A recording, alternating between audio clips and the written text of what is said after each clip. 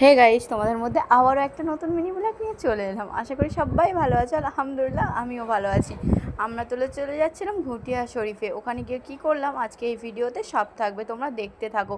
ওখানে গিয়ে তো অনেক গরম পড়েছিল, ঠান্ডা জল খেয়ে নিলাম, নিয়ে এই সেই মাজার যার উদ্দেশ্যে আমরা গিয়েছিলাম। অনেক সুন্দর মাজারটা।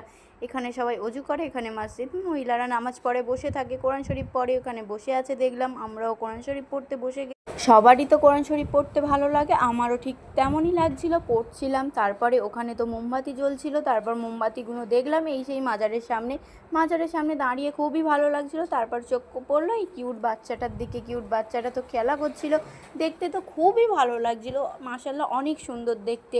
তারপরে আমরা ফুল নিয়ে নিলাম। ওখানে একটা ফুল আছে কোনো নিয়ত করে ফুল ভাসানোর জন্য।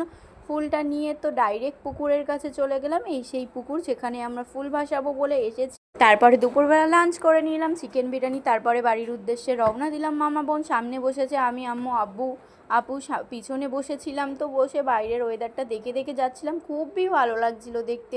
তারপরে আমাদের গাড়িটা তো পার্সোনাল গাড়ি আমার খালু পাপার। তারপরে ও গাড়িটা নিয়ে চলে গেলাম।